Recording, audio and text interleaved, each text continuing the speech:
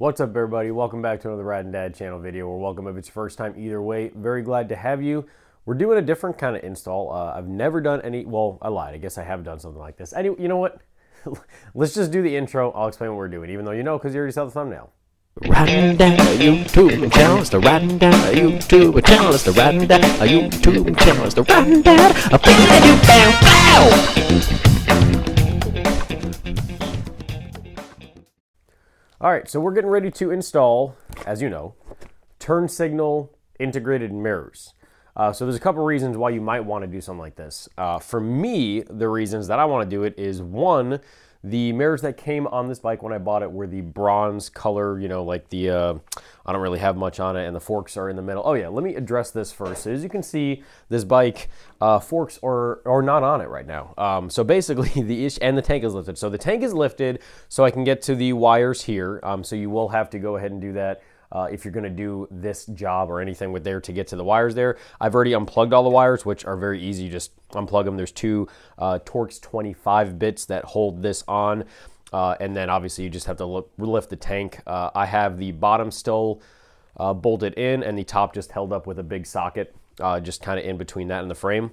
The reason I have no forks is because this video is coming, I promise. I just had to order some more parts, and unfortunately they will be here in 2 days as of recording this video. So the next video you guys see should be finally the video, even though I have 90% of it recorded, of my fork install. So basically what I did was I repainted the lowers of the fork that had that bronze on it, and I did a DIY, so I'll explain how I did that as well. I think it came out decent.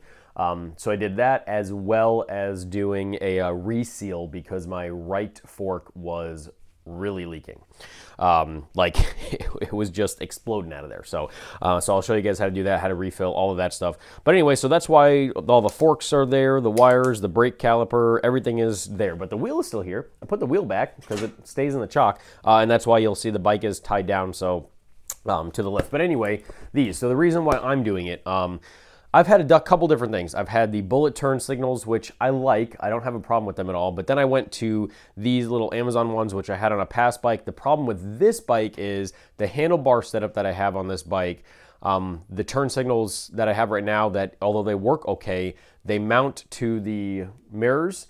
And because of that, they're fixed, so they're angled way far down. So the running lights are almost non-existent, like nobody can barely see them. And then the turn signals, basically nobody can see them anyway. So I was getting some other custom dynamic stuff, which I'll talk about in a different video as well. And I saw that they have these mirrors. So they have integrated running and turn signals both on the front and back, which means it'll be nice because if anybody's like right there sideways of me, they'll be able to see my turn signal and know that I'm coming left or right as well, in addition to the rear turn signals and the front, and they're chrome. So the other reason, which I don't think I explained 100%, that these current mirrors are like $20 Amazon mirrors. Now I have no issue with them, but I do feel like over time, they're just not gonna hold up. The finish is just not gonna hold up as well because it's $20 for a set versus like what normally Harley mirrors go for, like 80 or 90 or whatever. But anyway, these are not cheap. These were, I think, like 170, 180, something like that. I'm sure, but I'll link them in the description. So hopefully they work. Now, when you buy them, there's a couple different options. You can get different adapters where you can plug and play. Now, for me, when I originally put these Amazon ones in, I just cut and soldered in these anyway. So I just opted to do the cheaper version, which is just the wires, which means we're going to thread them through easier. And we're going to go ahead and just be able to cut and solder in, which I'll show you guys everything how to do. So first step you guys are going to see me do is going to be to remove the stock mirrors, and then these turn signals are going to come off as well. You'll also see me cut the wires from these turn signals, tape the wires from these mirror turn signals in, and that's how I'm going to go ahead and thread them through super easy because I won't have to do anything with you know, like snaking it through or whatever, because these wires are already here and I'm going to get rid of those. So that's what you're going to see me do. Let's go ahead and do it. Then we'll talk about how we're going to wire these in, like actually hardwire them in, if that's what you choose to do.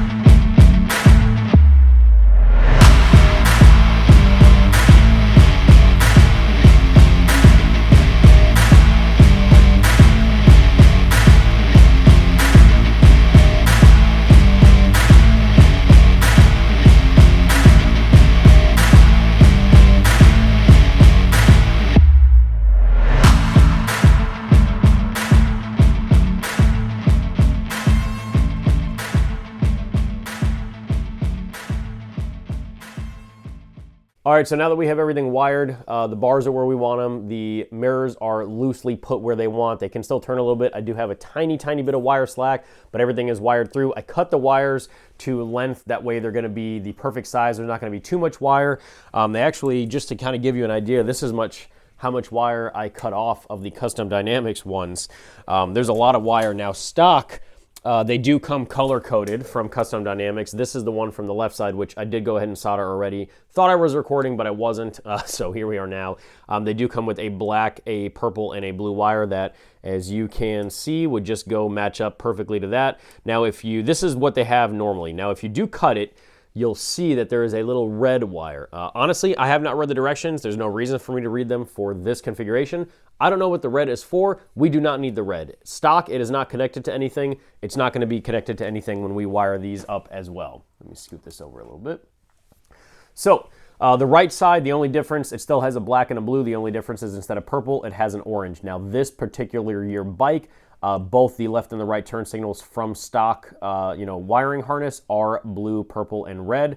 So we're not going to have to use this this tan or whatever, but it's obvious, or we are going to have to use it, but we're not going to color code to it. The tan is going to be the purple here because the black and the blue still match up. Now I did go ahead and put preparedness. I put a heat shrink on this side, and I did put a heat shrink all the way up here on the side for the mirror. Now is the time when we're gonna have to solder. I know somebody somewhere is gonna tell me that I'm stupid for using these, or have a horror story about their Uncle Jeff's cousin Mike.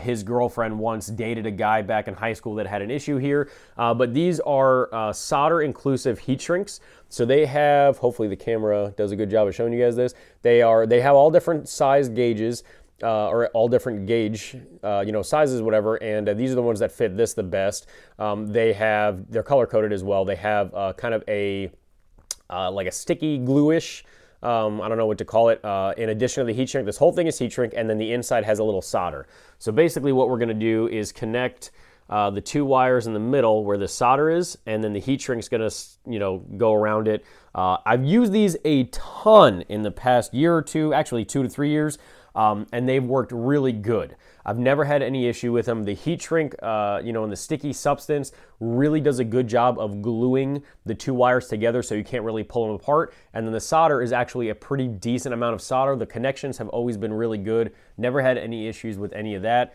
So again, I really do like these, and I really would recommend them. I will go ahead and post a link to the box that I bought on Amazon. It was relatively cheap, and it's lasted me multiple years, multiple jobs.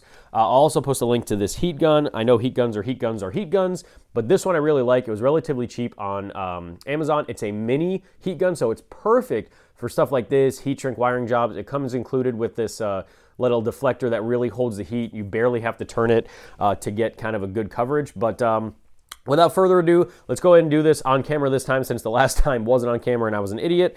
And let's see how these look when they're plugged in after this.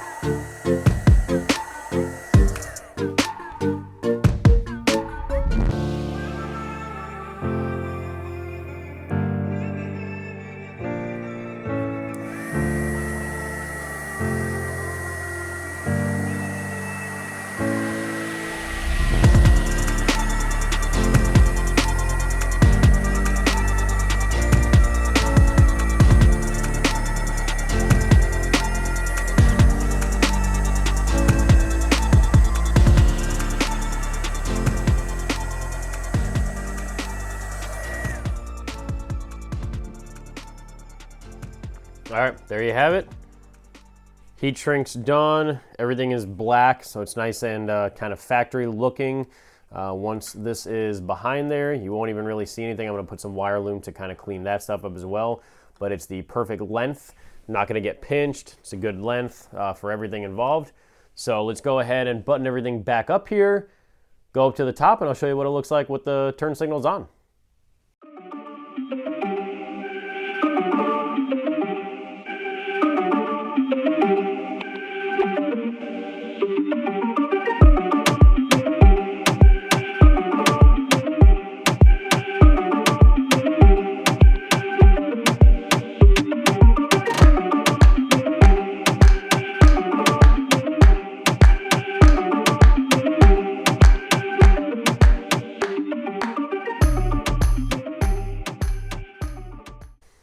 All right, so the bike is buttoned back up with the exception of some stuff that I'm waiting on with the forks and some other stuff. But the wires have a tiny bit of slack, which is, where is this wire? Why can't I feel it to make sure? Yep, got a little bit of slack, which is exactly what you want. Everything's, put in. So it's time to turn the key. One, triple check to see if they work, and two, show you guys what they look like.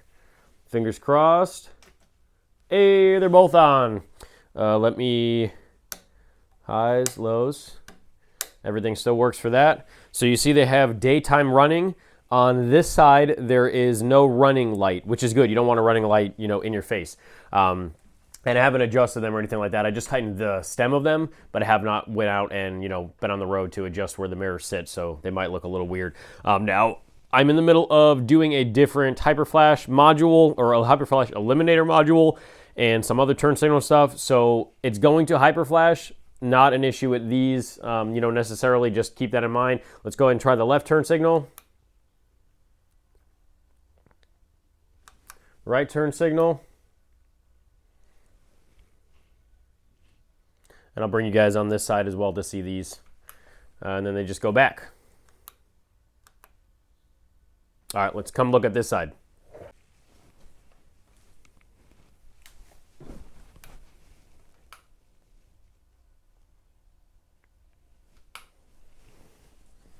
All right, so the mirrors are in. I think they look pretty good.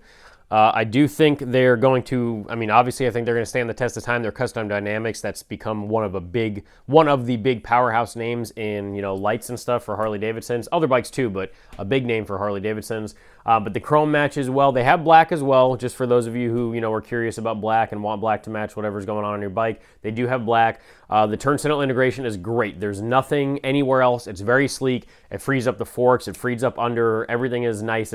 It's an integrated, very sleek, clean look, and I'm very happy with them. I think they're very bright. The white running light is pretty nice.